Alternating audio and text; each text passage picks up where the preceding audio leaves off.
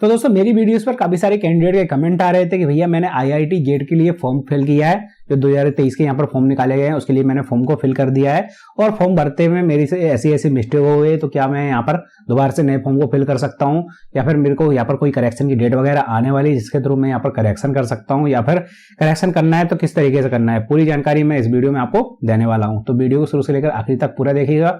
और दोस्तों चैनल पर पहली बार आए तो फटाफट से लाल वाली बटन को दबा दीजिए और कर लीजिए इस चैनल को सब्सक्राइब, ताकि आगे भी आपको ऐसी जॉब्स और वैकेंसी से रिलेटेड जानकारियां मिलती रहें। लेकिन आगे बढ़ने से पहले दोस्तों आपको एक ऐप की जानकारी मैं देना चाहता हूं जिससे आप अच्छा खासा कमीशन वगैरह अर्न कर सकते हैं। लिंक मैंने डिस्क्रिप्शन बॉक्स में दे रखी है, आप कैसे कमीशन अर्न करना है वो भी मैं आपको बता देता हूं। अगर दोस्तों आप ऑनलाइन शॉपिंग वगैरह करते हैं अमेजॉन या फिर फ्लिपकार्ट से, और भी काफी सारी वेबसाइट है जिनसे आप शॉपिंग वगैरह करते हैं अगर, तो आप इस ऐप को अपने मोबाइल में इंस्टॉल कर लीजिए। इसके थ्रू आप शॉपिंग करिए, डायरेक्ट अमेजॉन या फिर फ्लिपकार्ट की मतलब आपके मोबाइल में खुल जाएगा।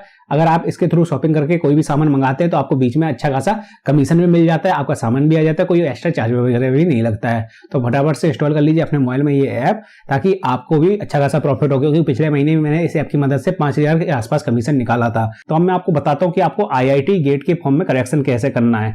सबसे पहले तो आपको इसमें रजिस्ट्रेशन वगैरह करना पड़ता है, जहां पर आपसे अगर कोई मिस्टेक हो जाती है तो आप एक नया मोबाइल नंबर से, नई ईमेल आईडी से नया रजिस्ट्रेशन कर सकते हैं। क्योंकि पुराने नंबर से अगर आप रजिस्टर करने की कोशिश करेंगे तो वहां पर लिख कर आएगा ये नंबर ऑलरेडी रजिस्टर्ड है, तो आपको नया नंबर से नई ईमेल आईडी से दोबारा से रजिस्ट्रेशन करना है। अगर आपसे कोई मिस्टेक हो गई, आपने अभी तक फीस वगैरह नहीं कटवाई है, तो आप यही प्रोसेस कर सकते हैं। मतलब आपने आगे की डिटेल वगैरह फिल कर दी, आपने फोटो डॉक्यूमेंट वगैरह यहाँ पर अपलोड कर दिए हैं, और फॉर्म सबमिट करने से पहले या फिर फॉर्म सबमिट करने से पहले तो आपको यहाँ पर एडिट का ऑप्शन मिल जाता है बैक करने के बाद, लेकिन आपने एक बार फॉर्म सबमिट कर दिया इसके बाद आपको एडिट करने का ऑप्शन नहीं दिखाई देगा। तो भले ही आपने फीस नहीं कटवाई है तो आपको एक नया रजिस्ट्रेशन करना है, नए फॉर्म को फिल करना है, उसको सबमिट करना है और उसकी फीस वगैरह कटवा देनी है। अगर आपने फीस वगैरह भी कटवा दी है पुराने वाले रजिस्ट्रेशन में या फिर पुराने वाले फॉर्म के लिए, तो मैं आपको इसकी नोटिफिकेशन भी ले चलता हूँ। यहाँ पर कुछ करेक्शन से रिलेटेड जानकारी दे रखी है, वो भी आपको बता देता हूँ ताकि आपको समझ में आ जाए। लेकिन यहाँ पर दोस्तों करेक्शन की डेट वगैरह की कुछ इतनी मतलब नोटिफिकेशन कोई जानकारी नहीं दे रखी कि इसमें आगे चल के कोई करेक्शन की डेट आने वाली है, इसलिए उसके लिए भरोसे मत बैठे रहिएगा। क्योंकि करेक्शन की डेट आती है तो मतलब जब फॉर्म खत्म हो जाते हैं उसके बाद डेट आती है, लेकिन फॉर्म खत्म हो जाएंगे उसके बाद करेक्शन की डेट नहीं आई तो आप यहाँ पर करेक्शन भी नहीं कर पाएंगे, आपका फॉर्म भी निकल जाएगा आपके हाथ से।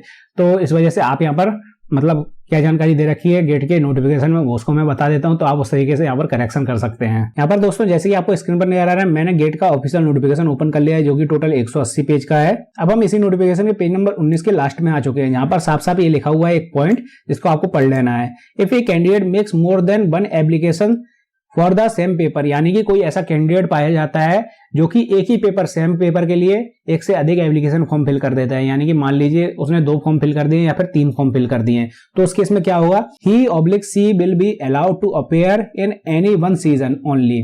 तो उस केस में क्या होगा दोस्तों, मान लीजिए आपने 3 फॉर्म फिल कर दिए या फिर 2 फॉर्म फिल कर दिए, तो आप उनमें से कोई भी एक मतलब सीजन का एग्जाम दे सकते हैं।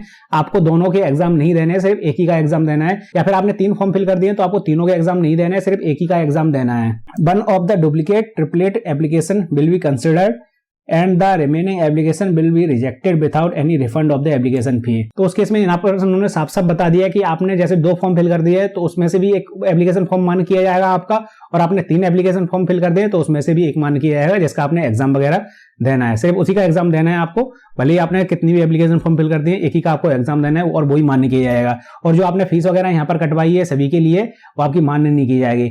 अब मैं आपको इसको थोड़ा सा डिस्क्राइब करके समझा देता हूँ कि यहाँ पर बताया क्या गया है।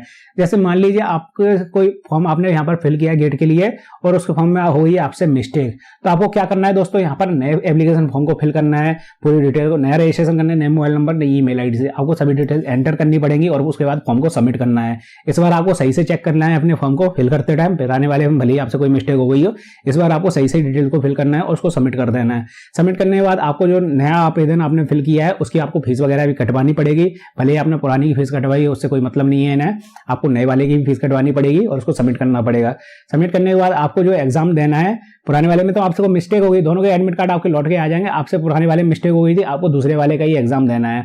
तो इसी तरीके से अगर आपसे 2 फॉर्म में मिस्टेक हो गई, यानी कि पहला वाला आपने फॉर्म फिल किया उसमें भी मिस्टेक हो गई थी आपसे, दूसरा आपने फिल किया उसमें भी कोई मिस्टेक हो गई, तो आपको तीसरा वाला फिल करना पड़ेगा। तीसरे वाले में भी आपको सभी डिटेल सही से डालनी है और उसके बाद उसकी फीस वगैरह कटवाकर उसके ऐप को एग्जाम वगैरह देना है। तो यही एक प्रोसेस है, यही एक तरीका इसमें करेक्शन करने का। कोई करेक्शन की डेट वगैरह तो जानकारी अभी नहीं दे रखी, आगे चल के फ्यूचर में आती भी है। तो जब ये फॉर्म खत्म हो जाएंगे उसके बाद जानकारी उसकी आएगी, तो उसके बाद कुछ मतलब नहीं रहता है।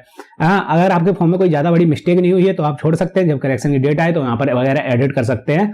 लेकिन अगर कोई ज्यादा बड़ी मिस्टेक हो गई तो आपको यही तरीका है, आपके लोगों के पास दूसरा कोई तरीका वगैरह यहाँ पर नहीं दे रखा है। और दोस्तों, अगर कोई तरीका फ्यूचर में आता है तो मैं उससे रिलेटेड एक वीडियो बनाकर अपने चैनल पर डाल दूंगा, तो फटाफट से कर लीजिए इस चैनल को सब्सक्राइब। और जैसे ही मैंने आपको बताया था, डिस्क्रिप्शन बॉक्स में मैंने एक ऐप की लिंक डाल रखी, काफी काम का आपका लिए ऐप होने वाला है, तो फटाफट से उसको भी इंस्टॉल कर लीजिए।